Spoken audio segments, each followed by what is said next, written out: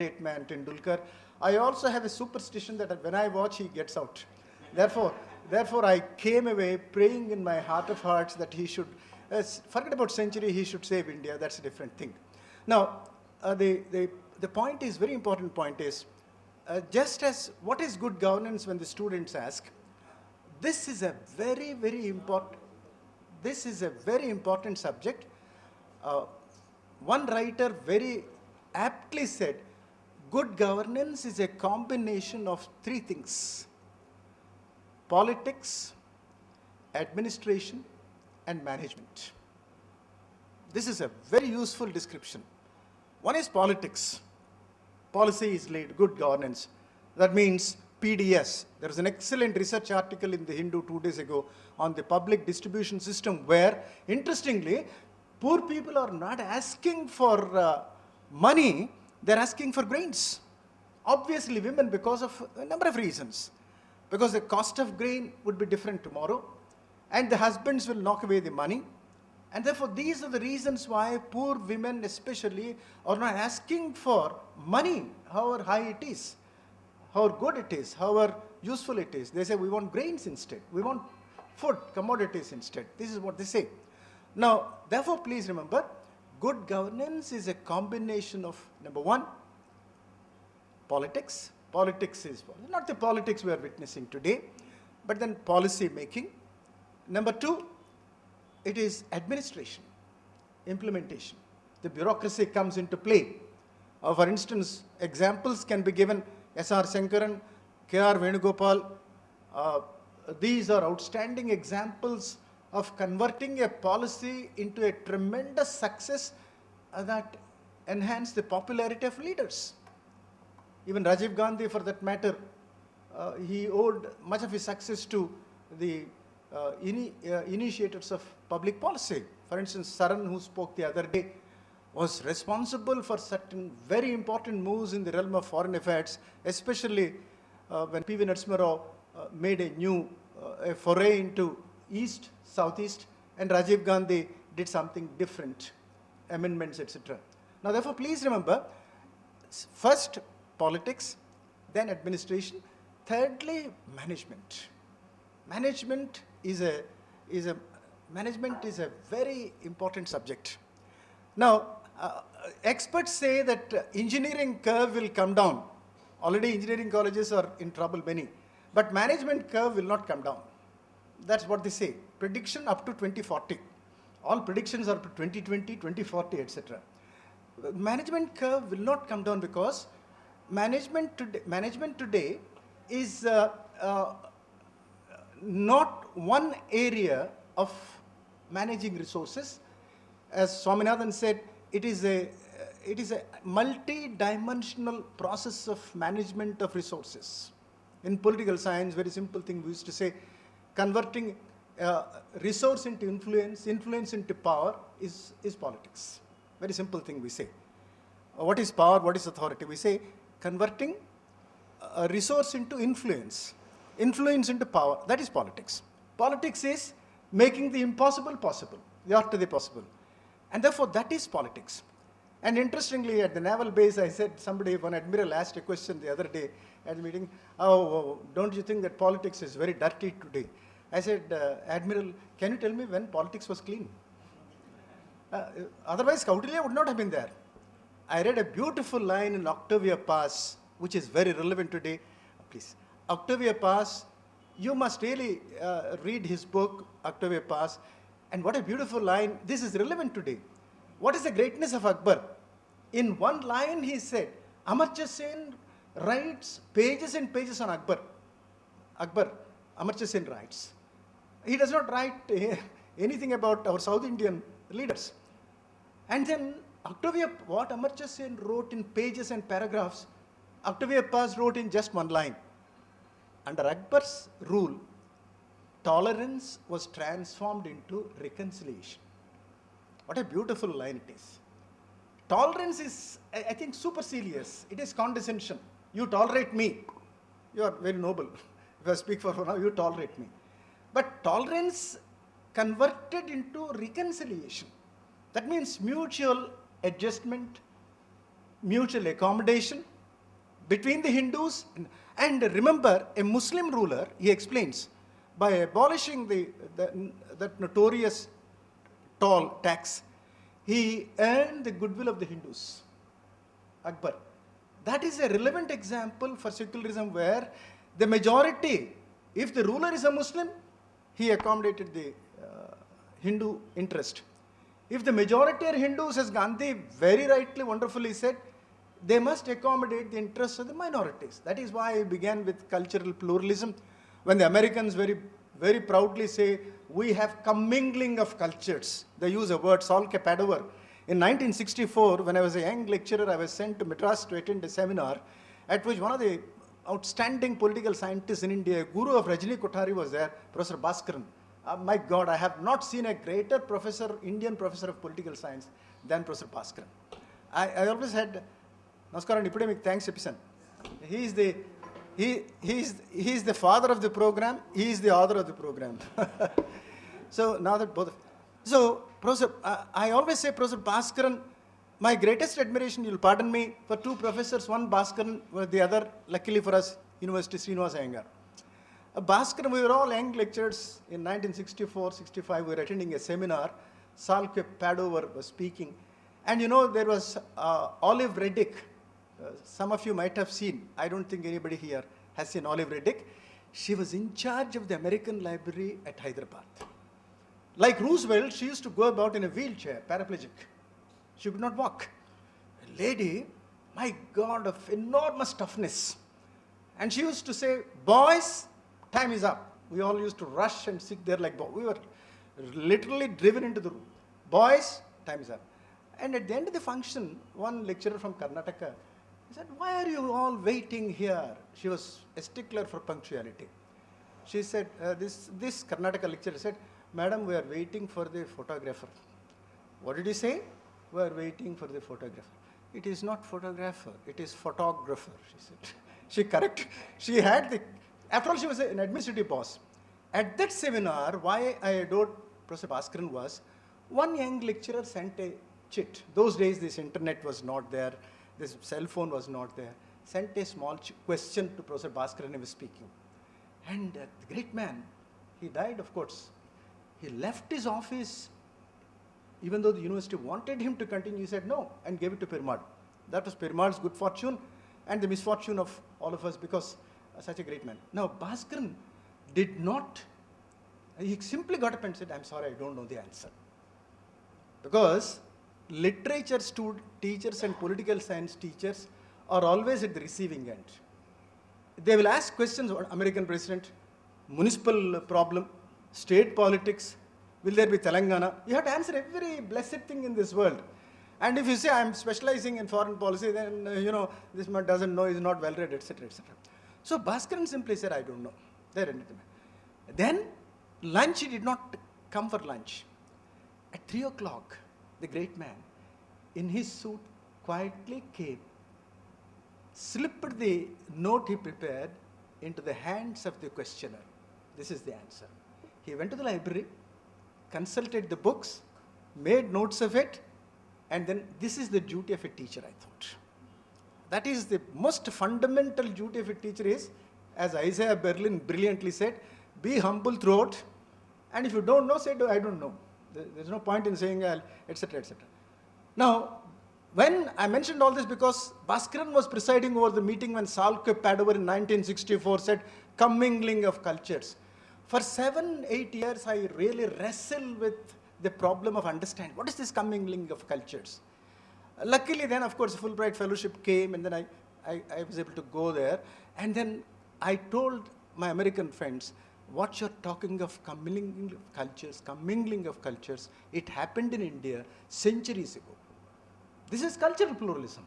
We welcomed every religion that came into India. That's why that part of it. I'm not going to repeat what Nehru said, etc. That's a different thing. Now, last 10 years, good governance is one, globalization is another, and the other important changes that last 20 years are, most important, end of Cold War. Cold War I, Cold War II, Malta. Then fall of Berlin Wall.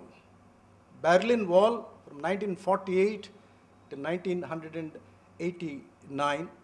The Berlin Wall existed, separating the East from the West.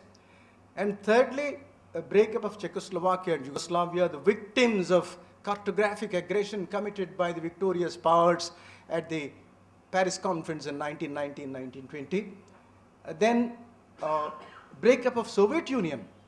In 1922, Lenin's Russia became, RSFSR became USSR, and rise of China as a superpower. Then 9/11 attack on America. The world changed for the Americans after 9/11. Very interestingly. మన దేశంలో అండి 100 మంది చచ్చిపోతే it makes no news, 100 dead okay it's all right. వాళ్ళకి of all people how god literally bust our ego. Super power made nervous, sleepless by fellows going in a plane and with no bombs and weapons, and then literally ramming into the tower and then making Americans sleepless and nervous for almost a decade. Now this American attack on Afghanistan, American invasion, etc., etc. Rajamohan, who was here, very fine Telugu friend, one of the authorities, Uday Bhaskar, Rajamohan, after Subramaniam, these are among the top authorities on strategic affairs. He said Indian foreign policy underwent a shift from third worldism to promotion of its own self-interest. A significant shift. Earlier it was leadership of third world. From idealism to pragmatism, reviving commercial links, physical connectivity to neighborhood. India, though 1946 Nehru said good relations with all, close relations with neighbors, it was only Inder Kumar Gujral who really talked about close relations with neighbors. Not Vajpayee, not Jawaharlal Nehru, not Indira Gandhi, because Indira Gandhi was, her concept of close relations with neighbors was, of course, liberation of Bangladesh. You understand? That's a different thing altogether. Now, this happened. Mega energy projects for energy-hungry India, defense contracts with key nations, competition with China, etc. All these things happened. Now, ladies and gentlemen, the most important thing that is happening today is India. There's a triangle: India, United States, and China. We talked about it earlier. Actually, you heard those who attended the seminar also at the Eastern Naval Command. You must have made some. You must have understood some of the nuances of these developments. But most importantly, Foreign Affairs, the most prestigious bi-monthly that comes from Washington. A series of articles have been written by Robert Kaplan. What is going to happen? I'm just quoting. This is Geography of Chinese Power. Kaplan says, China would be building for a quarter of humanity a new civilization, neither Eastern nor Western, but a hydraulic civilization. What is this hydraulic civilization? Arthur Cotton really wanted this part of it to become a hydraulic civilization, making use of water resources, very vital for energy and other things. I'm just reading out a few lines from this very interesting thing. China combines the centrality of Islam with the global energy politics and the rise of India and China to reveal a multi-layered, multipolar world. India's and China's great power aspirations, as well as their quest for energy security, have compelled these two countries to redirect their gazes from land to sea. Both of them are beginning to look at sea. In one of my earlier lectures, I mentioned to you that in the 18th century, 60% of world's economy was controlled by two countries, India and China. Jairam Ramesh wrote a very interesting, he didn't write actually, all his lectures were combined into, the title of this is called Chindia, as some of you might have seen it. Chindia is China and India. Jairam Ramesh lectures. Chindia, Chindia. And Jairam Ramesh is a great friend of China. And he wrote a book in which he talked, I'll refer to that shortly. So India and China are the biggest guzzlers of oil today in the 21st century. Even today, China is expected to import 7.3 million barrels of crude per day, half of Saudi Arabia's planned output. India is to become the world's fourth largest energy consumer after the United States, China, and Japan. 33% of its energy needs, 65% of its imports. India is largely depending on the seas. India is now becoming a maritime power. A secret I'll tell you, some of you must have understood. Why did the Eastern Naval Command host Mr. Admiral Anup Singh is not here, therefore I'm making bold to say that. Why did the Eastern Naval Command organize this seminar in Vizag? Number one. Why did the Eastern Naval Command not allow any pressmen to cover the deliberations? Number two. What is the follow-up? These three questions. The answer is very simple. Vizag is going to be a hub of strategic activity in the coming seasons. And Mr. Rangarajan, the director, NSTL, I will not embarrass him with any question. He's a torpedoes, submarines. He's already introduced two experts, torpedo makers. NSTL is going to play a very dominant role because I'm quoting Kaplan, with 155 warships, India is enlarging its navy in the same manner as China is doing. Indian Navy is already one of the largest in the world, and it expects to add 3 nuclear-powered submarines and 3 aircraft carriers to its arsenal by 2015. So another 3 years, Mr. Rangarajan will not be having time to come and welcome me. I can assure you, because he's the director of NSTL, and Visakha is going to be. That is why Arun Prakash, I quoted it. I say it several times. He beautifully said, "In the reawakening of the Eastern Seaboard." What a beautiful line! Reawakening of the Eastern Seaboard.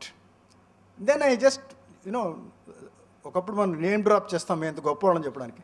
Then I told Mr. Arun Prakash, please remember, the greatest Buddhist philosopher Nagarjuna of those times, he belonged to this area.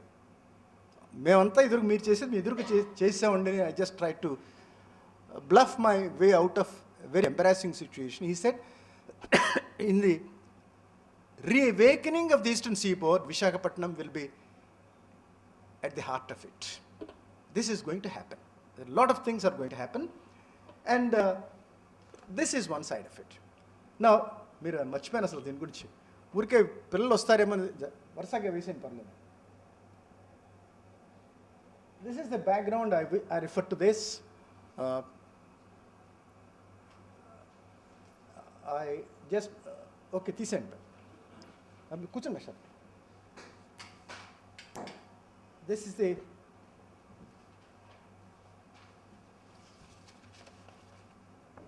next please. Thank you. This is the background.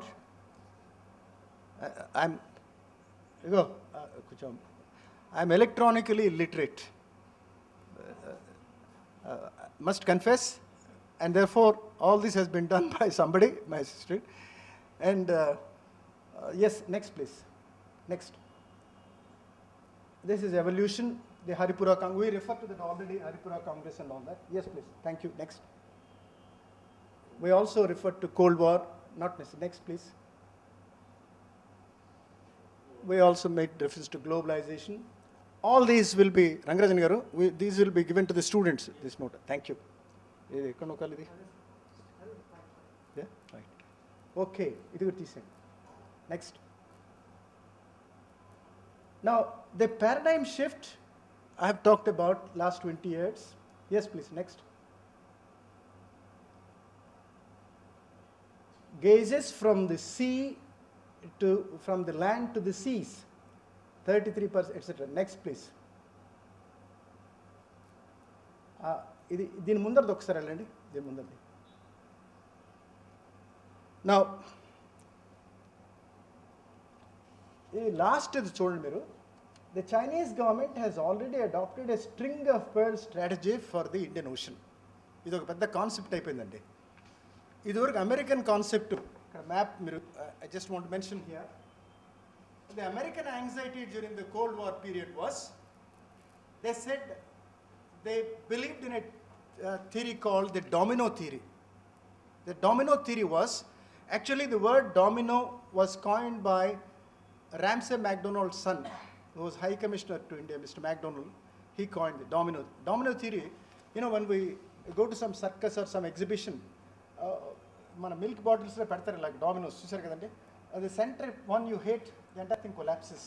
ఇది domino theory అని చెప్పి Americans theory పెట్టి వాళ్ళు ఏం చేశారంటే ఇక్కడి నుంచి వాళ్ళు ఫార్ ఈస్ట్లో from Korea onwards, this is we start here,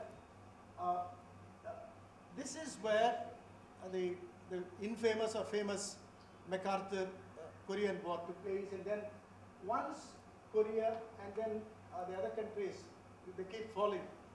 The fall will be Taiwan, Thailand, Myanmar, India, Afghanistan, Iran, and Turkey. The entire thing will become red, according to the American. Entire thing, the whole thing will be. They were obsessed with this fear. It was a kind of a phobia that if one country falls, all the countries like dominoes will collapse. This is the domino theory they set. They got stuck in that. I mentioned this also to you. That's why the Vietnam War. Why did they fight the Vietnam War?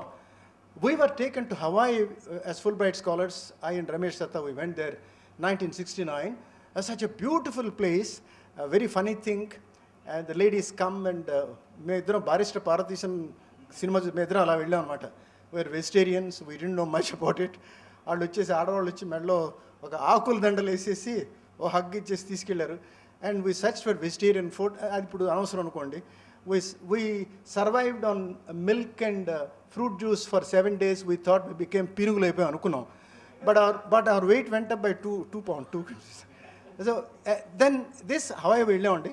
హవాయిలో one of the most moving sights, young girls, teenagers coming there, lighting candles in front of graves and then crying for their beloveds. It could be a brother, it could be a boyfriend, it could be a son. You find women there outnumbering men. We saw it in 1969 at Hawaii. Hawaii was the biggest graveyard. People who got killed. On average, 40,000 Americans were being killed in Vietnam War. And that is why they could neither fight the war nor come out of it. I repeat what Walter Lippmann very brilliantly said. The Vietnam War was a war between the elephant and the mosquitoes.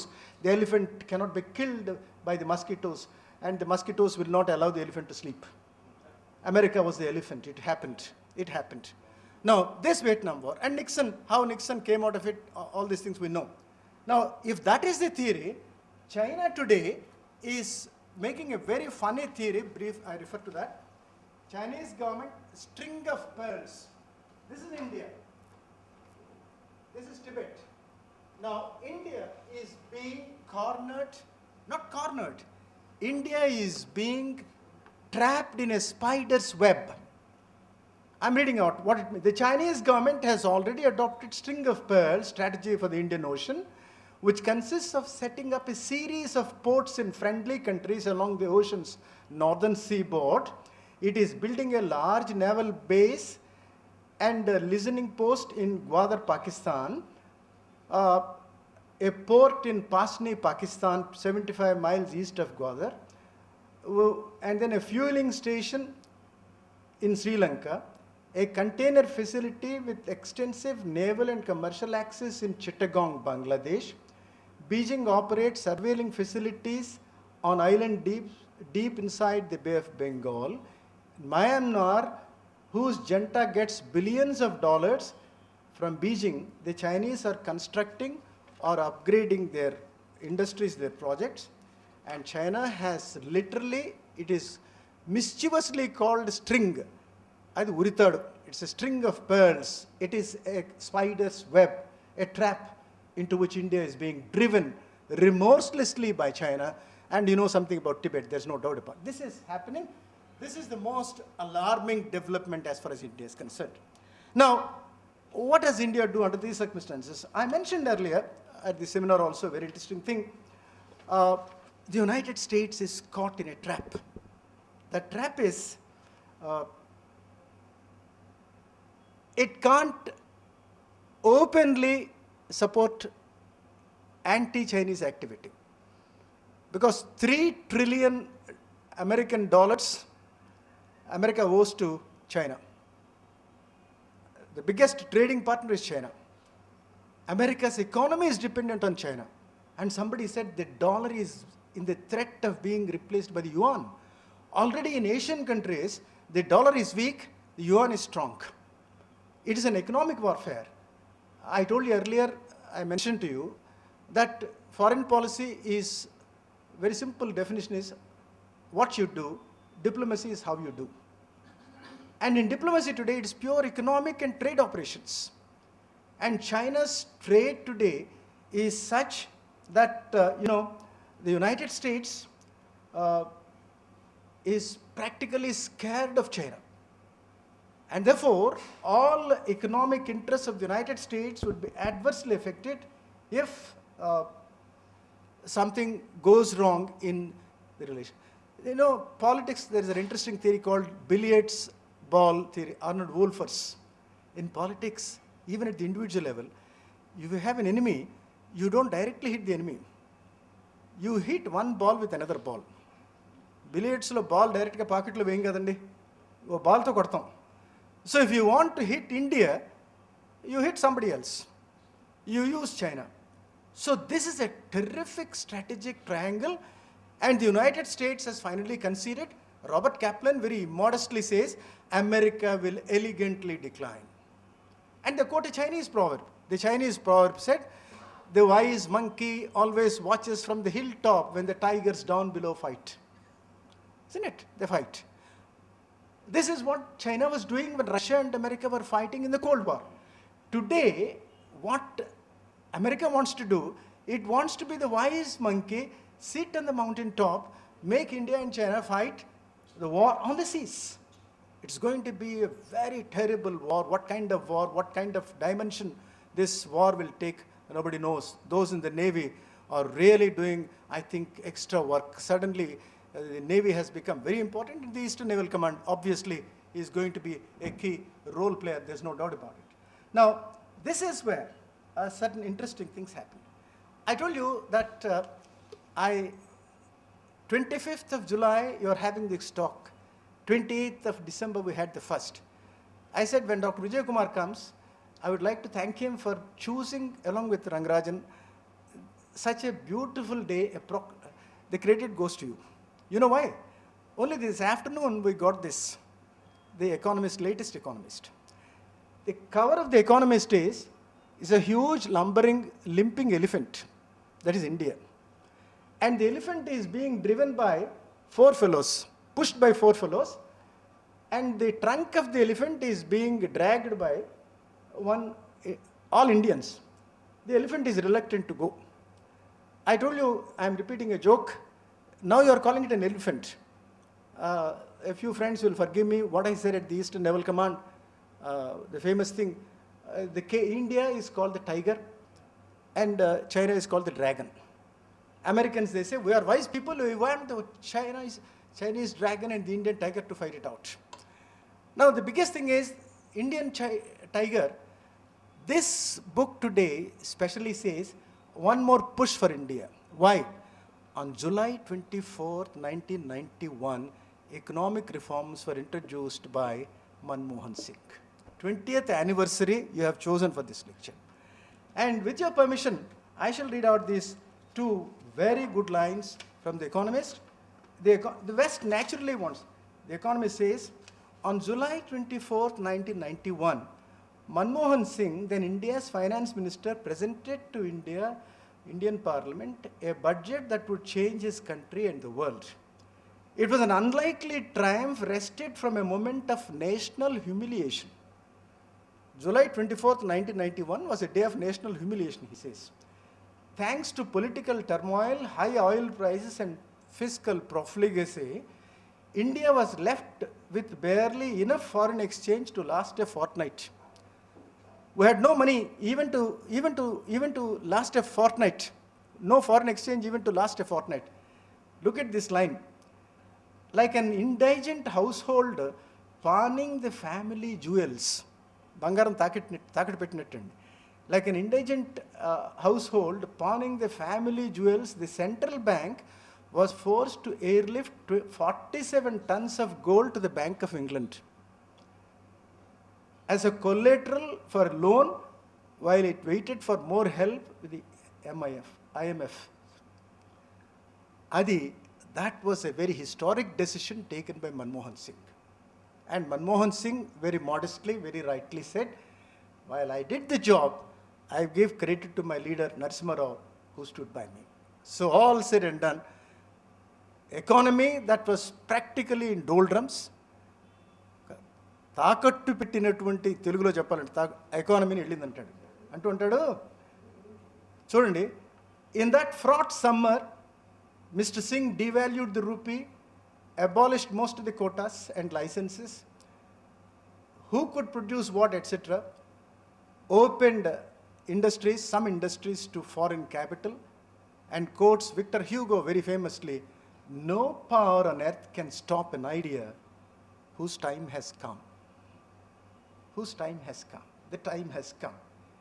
India's economy since then has almost quadrupled in size, quadrupled in size, growing by about 7% a year on average over the past 2 decades, and over 9% from 2005 to 2007. Given India's scale, its economic rise is bigger than anything that will come hereafter. And its demography, unlike China, this is where the economist always gives credit to India and hope to India. Its economy, unlike China, will underpin future growth. I mentioned to you that economist once very interestingly said, China is getting richer but older, India is getting richer but younger.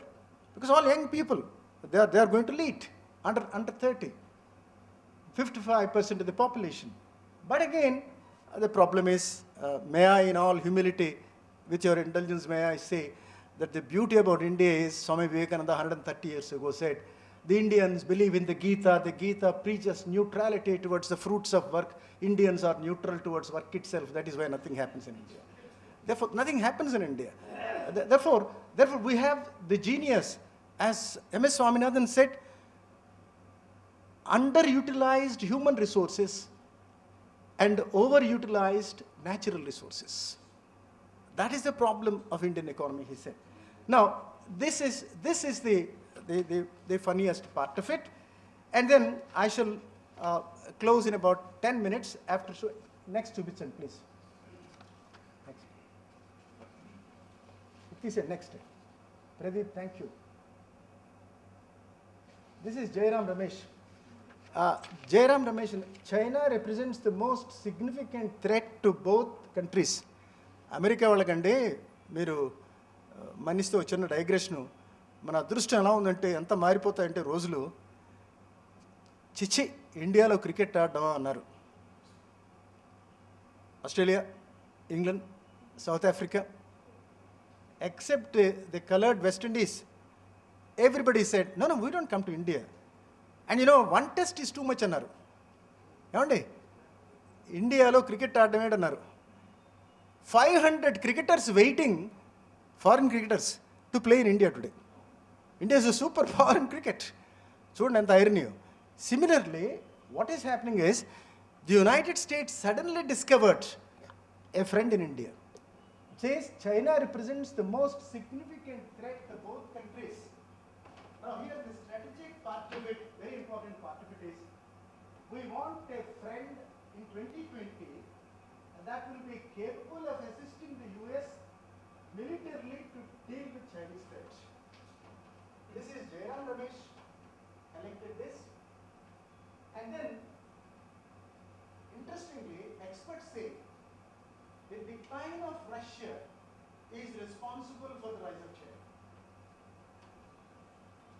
During 1962 war, you know very well, Russia was disinclined, perhaps of ideology, perhaps other reasons, disinclined to openly side with India. 1962 war. Today, Russia is unable to do something about it. And therefore, the United States is next.